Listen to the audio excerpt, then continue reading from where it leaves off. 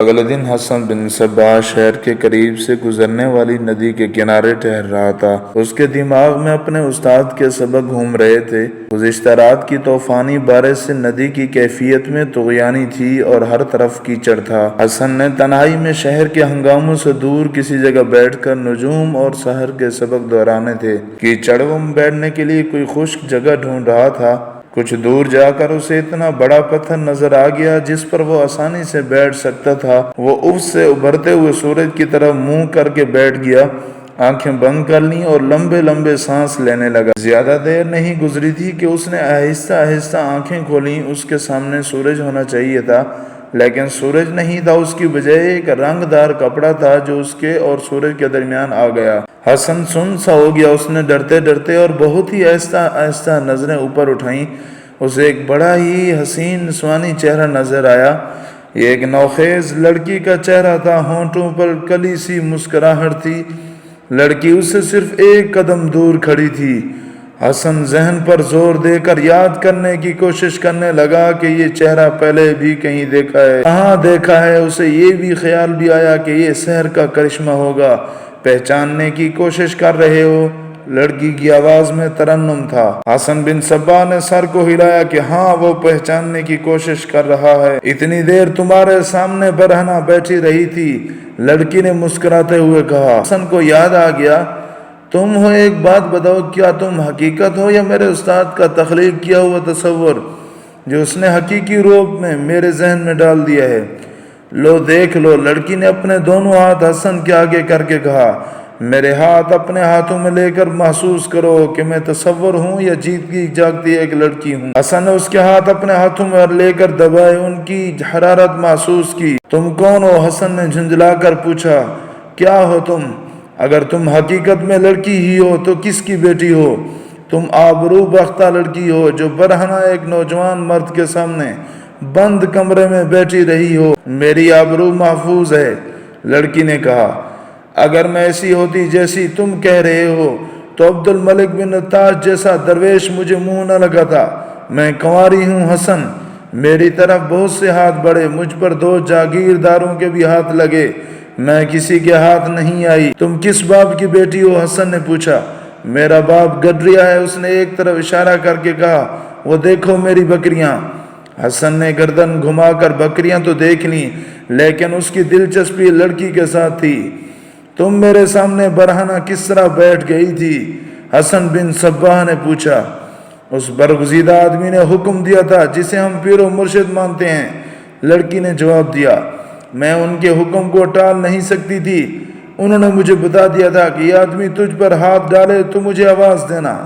انہوں نے یہ بھی بتایا تھا کہ وہ کیواڑ کے چھوٹے سے سوراخ سے دیکھتے رہیں گے۔ کیا اب بھی تم میرا امتحان لینے آئی ہو؟ حسن نے پوچھا۔ نہیں، لڑکی نے جواب دیا، اپنے دل کی بات کہنے آئی ہوں، تمہارے لیے آئی ہوں، اور میں تمہیں یہ بتا دوں کہ میں تمہارے ساتھ جسم کا لین دین کرنے نہیں آئی۔ اگر تم قبول کر لو تو تم اپنے دل میں جگہ دے دو، پھر ہم ساری عمر کا ساتھ نبھائیں گے۔ تم تو بولتے ہی نہیں، کچھ کہو نا۔ لڑکی کا حسن ایسا تھا کہ حسن بن صباح جیسے کردار کا نوجوان کہہ ہی نہیں سکتا تھا کہ وہ اسے دل میں جگہ نہیں دے گا، لیکن اس کے دل پر اس کے استاد کا قبضہ تھا۔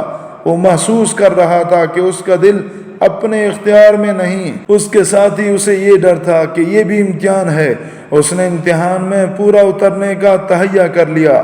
وہ پتھر پر بیٹھا تھا، لڑکی زمین پر بیٹھ گئی اور ہاتھ اس کے زانوں پر رکھ دیے، پھر اس نے اپنی ٹھوری بھی اس کے ایک زانوں پر رکھ دی۔ لڑکی کے سر پر سیاہ چادر تھی، اس میں اس کا گورا چہرہ اور ایک گال پر لہراتے 2-3 بال جو ریشم کی تاروں جیسے تھے، حسن جیسے نوجوان کو اس لڑکی کے قدموں میں بٹھا سکتے تھے۔ تمہارا نام؟ حسن نے پوچھا۔ فرح، لڑکی نے جواب دیا۔ نام تو فرحت ہے، گھر والے فرحت کہتے ہیں، سہیلیاں فرحی کہتے ہیں، تم بھی فرحی کہو تو مجھے اچھا لگے گا۔ ایک بات بتاؤ، حسن نے پوچھا، تمہیں مجھ میں کیا خوبی نظر آئی کہ جاگیرداروں کو ٹھکرا کر تم میرے پاس چلی آئی ہو؟ یہ میرے دل کا معاملہ ہے، لڑکی نے کہا۔ جاگیرداروں نے تو میرے باپ کو دولت پیش کی تھی، میرا باپ ہے تو گڈریا لیکن عزت اور غیرت والا آدمی ہے۔ ایک بات اور بھی ہے، میرے باپ نے امام سے بات کی تھی۔ امام کون؟ وہ جو تمہارے استاد ہیں، لڑکی نے جواب دیا۔ عبد الملک بن نتاش، انہوں نے کہا تھا کہ اس لڑکی کو ضائع نہ کر دینا اور دولت کی چمک سے اندھے ہو کر اس کا ہاتھ کسی امیر کبیر کے ہاتھ میں نہ دے دینا۔ اس لڑکی کی زندگی کا راستہ کوئی اور ہے۔ میں امام کے گھر میں جاتی رہتی ہوں، انہوں نے مجھے کہا ہے اپنی عصمت کو پاک رکھنا اور اپنا جسم صرف اپنے خاوند کو پیش کرنا۔ میں تمہیں اپنا خاوند بنانا چاہتی ہوں۔ میں نے پوچھا تھا کہ تم نے مجھ میں کیا خوبی دیکھی ہے؟ میں نے کہا تھا کہ یہ میرے دل کا معاملہ ہے۔ لڑکی نے جواب دیا، تم میں وہ مردانگی ہے جو مجھے اچھی لگی ہے۔ میں اتنی دیر تمہارے سامنے برہنہ بیٹھی رہی اور تم نے میری طرف دیکھا تک نہیں۔ اس کا مطلب یہ ہے کہ تم بڑے مضبوط مرد ہو اور دلوں کی محبت کا مطلب سمجھتے ہو۔ فرحی معصوم سی لڑکی تھی اور ایک گڈریے کی بیٹی تھی۔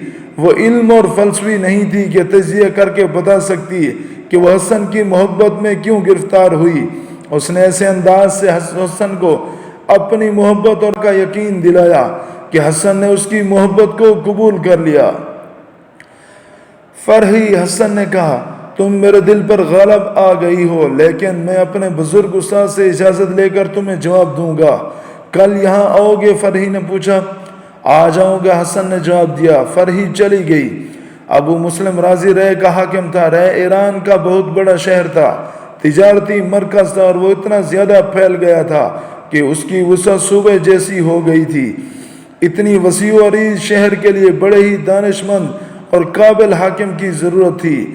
ابو مسلم راضی میں یہ تمام صلاحیتیں موجود تھیں۔ بعض تاریخوں میں اسے رے کا سلطان لکھا گیا ہے، یہ صحیح نہیں ہے۔ البتہ یہ صحیح ہے کہ اسے تقریباً سلطان کے اختیارات حاصل تھے، یعنی وہ سلطان سے اجازت لیے بغیر انتہائی اہم فیصلے کر سکتا تھا۔ کٹر اہل سنت والجماعت تھا۔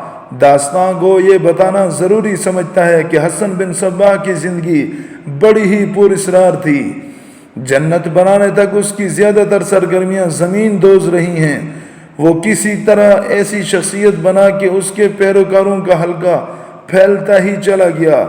یہ ایسا سوال ہے جس کا جواب قلم بند کرنا آسان نہیں۔ یہ اس کی پس پردہ جد و جہد تھی جس میں مورخوں میں اختلاف پایا جاتا ہے۔ مثلاً کسی واقعے میں بعض نے لکھا ہے کہ اس وقت حسن کی عمر اتنی تھی، لیکن بعض نے کچھ اور ہی عمر لکھی۔ بعض شخصیات اور کرداروں کے ناموں میں بھی اختلاف پایا جاتا ہے۔ ہماری تاریخ کا یہ پہلو بھی قابل غور ہے کہ اسلام میں فرقہ بندی جڑ پکڑ چکی ہے۔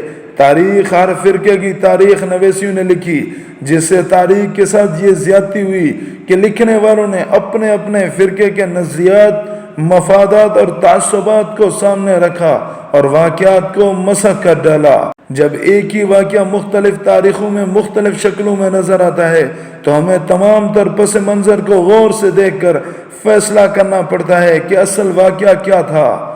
یہ امر کتنا افسوسناک ہے کہ مسلمانوں نے فرقوں میں تقسیم ہو کر اپنی تاریخ کو بھی فرقوں میں تقسیم کر دیا۔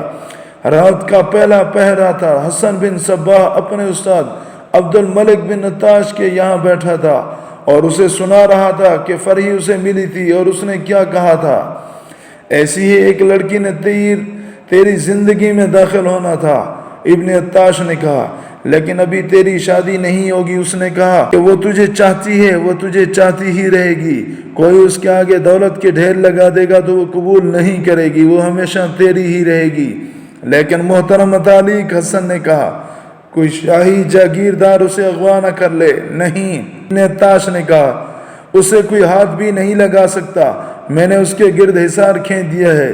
کوئی شخص کتنا ہی جابر اور کتنا ہی بڑا حاکم کیوں نہ ہو، فرحی کو بری نیت سے پھانسنے کی کوشش کرے گا تو منہ کی کھائے گا۔ میں تو سمجھا تھا کہ آپ نے میرا امتحان لینے کے لیے اسے میرے پاس بھیجا، حسن نے کہا۔ نہیں، ابن عطاش نے کہا، یہ کوئی امتحان نہ تھا، لیکن یہ بات دماغ میں رکھ لے حسن، خوبصورت عورت مرد کے لیے بہت بڑا امتحان ہوتی ہے۔ میں تجھے یہ سبق دے چکا ہوں، فرحی جیسی حسین لڑکی تجھ پر اپنا نشہ طاری کر کے تیری کھال بھی اتار سکتی ہے۔ آگے چل کر میں تجھے بتاؤں گا کہ دوسرے کو پھانسنے کے لیے عورت کو جال میں دانے کے طور پر کس طرح استعمال کیا جاتا ہے، تو کیا میں فری سے مل سکتا ہوں؟ ہاں، ابن عطاش نے جواب دیا، تو اسے مل سکتا ہے، تو اس کے ساتھ پیار محبت کی باتیں کر سکتا ہے، اور تیرا امتحان ہوگا کہ تو گناہ سے دامن بچا کر رکھنے کے قابل ہو جائے۔ کیا آپ مجھے پارسا بنائیں گے؟ نہیں، ابن عطاش نے کہا، ابھی ایسے سوال مت پوچھو، میں ابھی تجھے اندر اور باہر سے مضبوط کر رہا ہوں، اب تو اپنے گھر چلا جا۔ میں تجھے پھر کہتا ہوں کہ کسی کو نہیں بتانا میں تجھے کیسی تعلیم اور کیسی تربیت دے رہا ہوں۔ میں آج تجھے کوئی اور سبق نہیں دوں گا۔ کچھ لوگ آ رہے ہیں۔ حسن بن صباح اپنے استاد کے گھر سے نکل رہا تھا کہ 4 آدمی حویلی میں داخل ہوئے۔ عبد الملک ابن عطاش انہی آدمیوں کے انتظار میں تھا۔ کیا یہی وہ لڑکا ہے جسے آپ تیار کر رہے ہیں؟ ایک آدمی نے پوچھا۔ ہم نے اسے باہر نکلتے دیکھا ہے۔ ہاں، ابن عطاش نے جواب دیا، یہی ہے۔ کیا یہ ہمارے محاذ اور مقصد کے لیے تیار ہو جائے گا؟ اسی آدمی نے پوچھا۔ مجھے پوری امید ہے، ابن عطاش نے جواب دیا۔ میں نے تمہیں پہلے بتایا ہے کہ اس نوجوان میں جس کا نام حسن بن صباح ہے، میں نے ایسے جوہر دیکھے ہیں جو شاذ و نادر ہی کسی آدمی میں پائے جاتے ہیں۔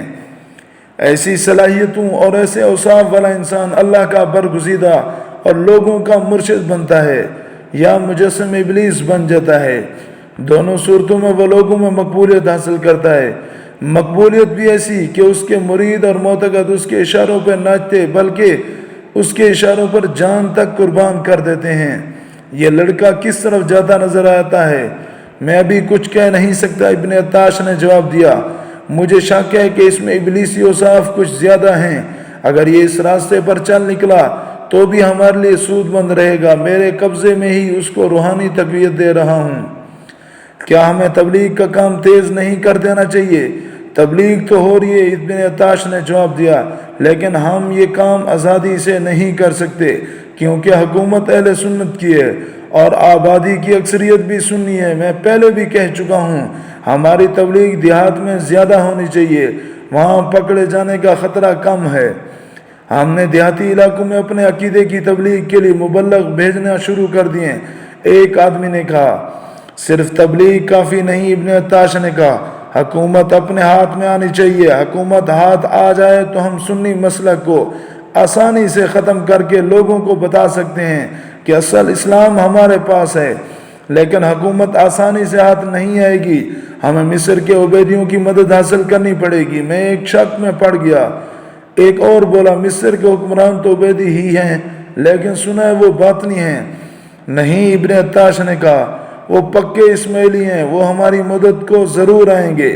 میں انہیں سلجوقی سلطنت پر حملے کے لیے اکساؤں گا، لیکن اس کے لیے ضروری ہے کہ ادھر ہمارے لوگ تیار ہوں، لیکن یہ تیاری پوشیدہ رہے۔ مصری حملہ آور آئیں اور ہمارے لوگ ہتھیار بند ہو کر ان سے جا ملیں۔